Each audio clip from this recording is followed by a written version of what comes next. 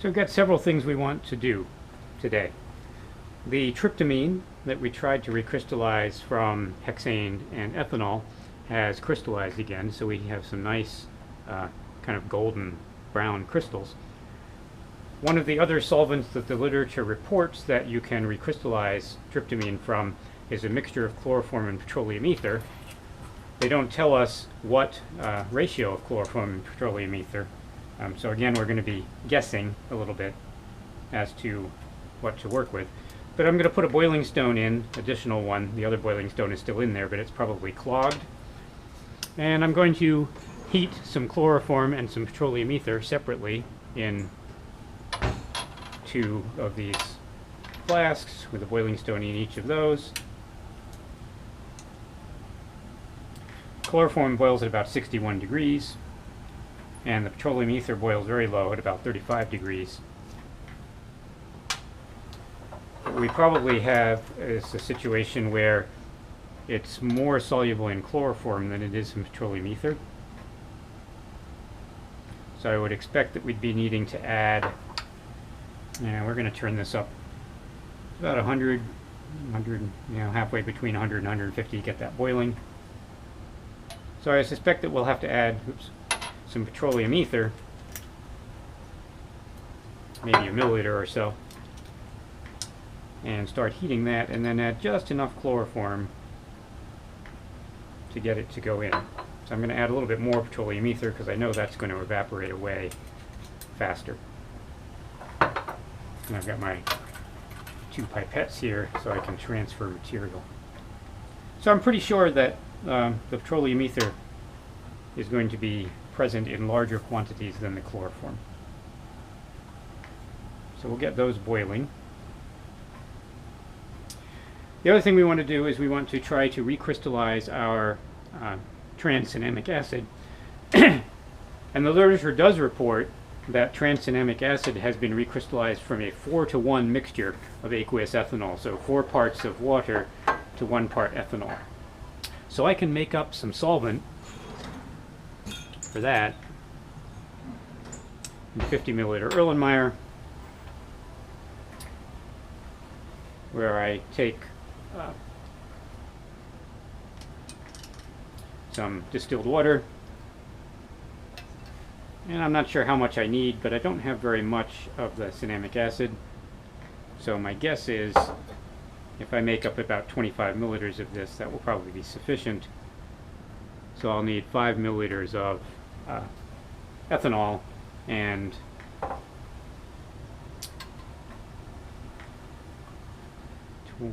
20 milliliters of water.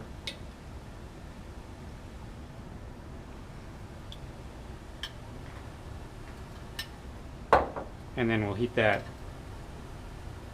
to boiling and gradually add it to the cinnamic acid until it just dissolves. And probably a 10 milliliter graduated cylinder would be suitable. So that's 10 milliliters of water and an additional 10 milliliters.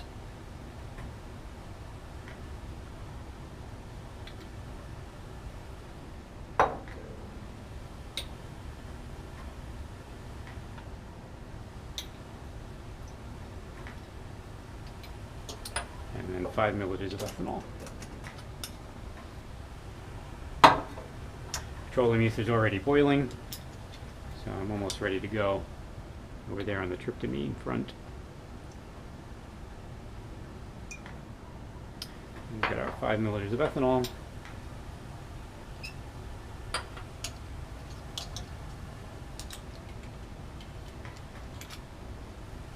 So we can add a boiling stone to this as well.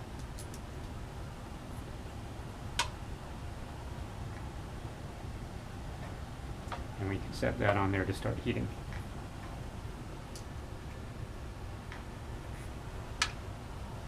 So what I'm going to do now is take my tryptamine and add approximately a milliliter of petroleum ether and get that heating.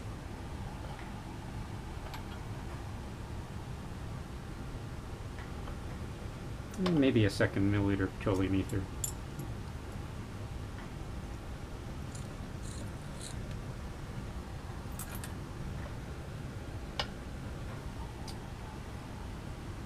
And once that starts boiling, I'm going to slowly add chloroform, kind of dropwise, just a little bit at a time, and swirl that around and see if I can get that to just barely dissolve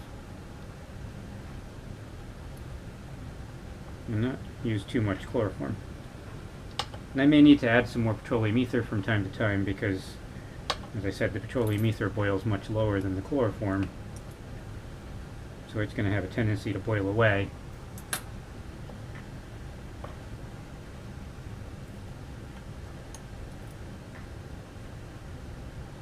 We're working at a little bit of a disadvantage here because the literature for this one didn't bother telling us what the ratio of solvents was.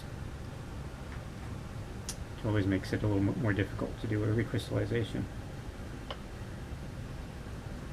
So I probably added about half a milliliter of chloroform or so. Now closer to a milliliter of chloroform and about 2 milliliters of petroleum ether.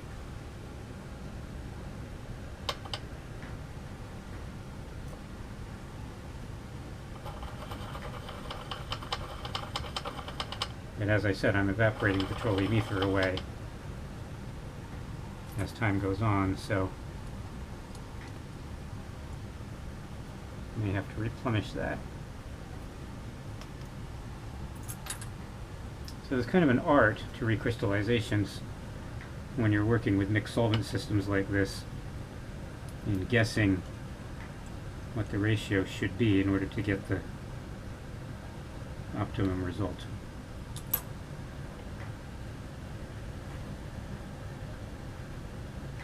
So at this point I may have about a 1-to-1 mixture of chloroform and petroleum ether. Letting that boil for a bit. See if we can get that stuff to dissolve.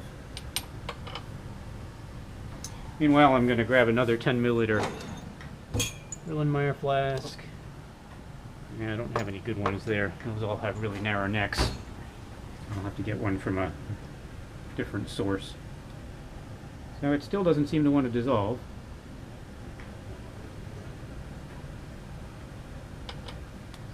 So we can add a little bit more chloroform. It's significantly less soluble in chloroform than it is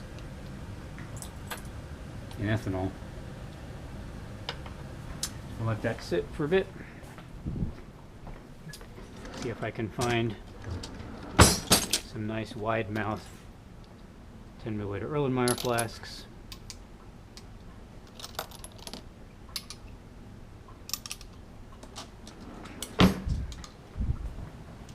And we'll have one for our cinnamic acid and a couple spares for later,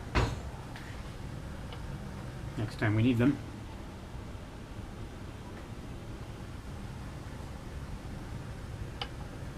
So I'm going to reach in there with a glass stirring rod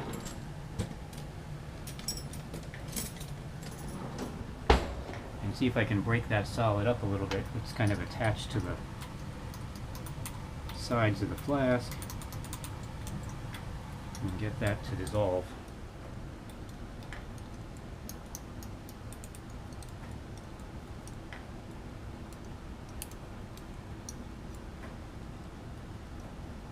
You can see that there's a chunk attached to the boiling stone there.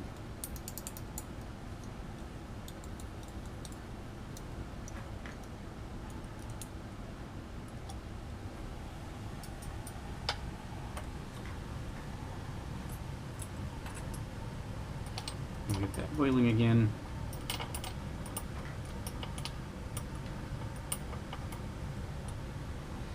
I don't think I'll need any more petroleum ether, so we can go ahead and take that off. And it's just a matter of adding enough chloroform to get the rest of that solid to go into solution.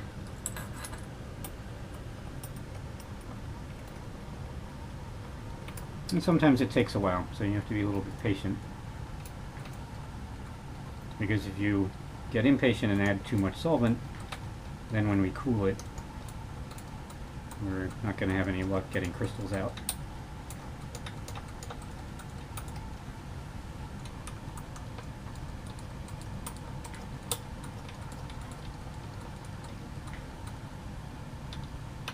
So we managed to get most of it to come off the stirring rod. But we definitely still have some solid chunks floating around in solution that are not going in.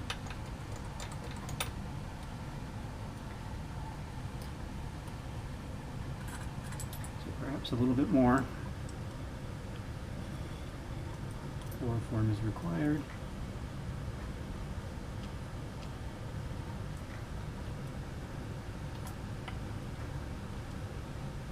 And use up most of the rest of that.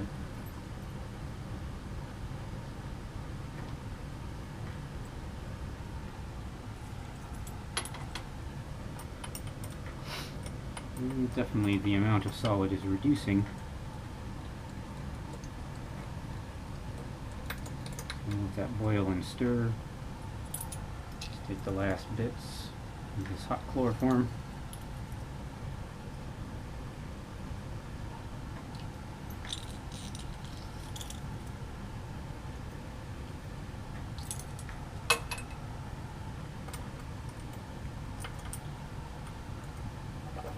Ethanol water solution. Boiling, we'll need to heat that a little hotter to get that one to boil, or to get that one to reach its optimum temperature. I've got a few little crystals that are being recalcitrant.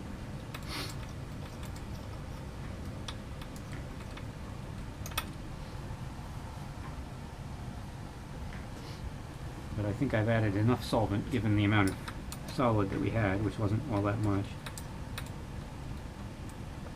That, of course, is the boiling stone, so it's not going to dissolve that. And there are 2 boiling stones in there because I added a second. And still just a couple of flakes of solid. As I boil this, the petroleum ether is disappearing faster than the chloroform, so I'm getting a richer mixture with more chloroform.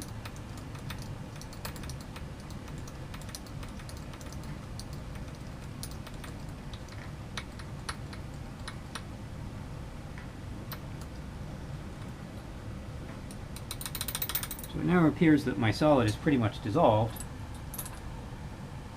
And what I'm going to do is add a little bit more petroleum ether, just a touch, to see if I can maybe get that to go cloudy.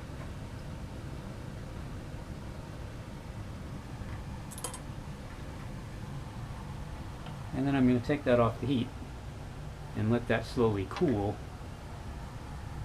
like we did before, with an upside down beaker so that it cools slowly. We'll set that in the back and let that cool while we work on the cinnamic acid. So I'm going to turn this up to about 150 so I can get that to boil and transfer the remaining contents of the trans-cinnamic acid extract into our little Erlenmeyer flask.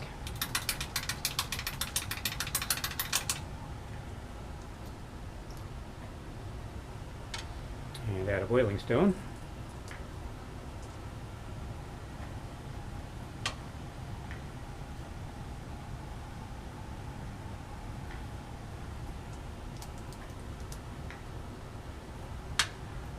So I've just got a little residue in there we could use for something else if we need it. Probably don't. And we'll try to recrystallize this. Hopefully it'll come out nice and white. This pipette just had a little chloroform on it. It doesn't take long to evaporate. So you can see that we've got this calibrated 4, 6, 8, and 10 milliliters.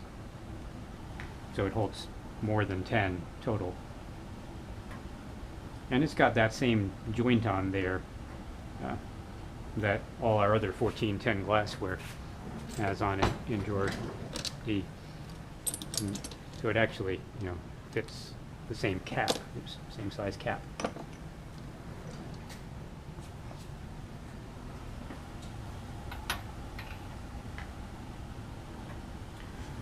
So I'm going to add a pipette full of my 4:1 aqueous ethanol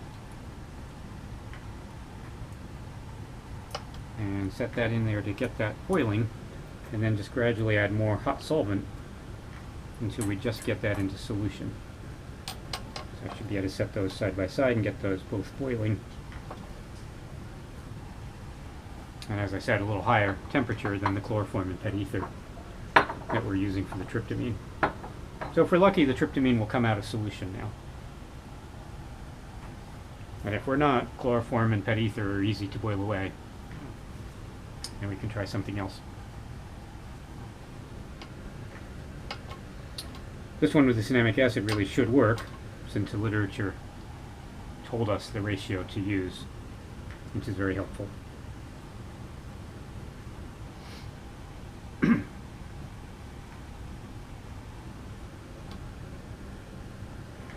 So I'm going to keep swirling that.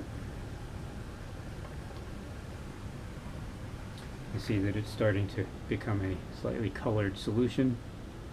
Looks like some crystals are kind of white in the bottom. So what I'm hoping is that our colored impurity will stay in solution and the crystals that precipitate out will be nice and white. And the colored impurity is probably vanillin or an oxidation product of vanillin.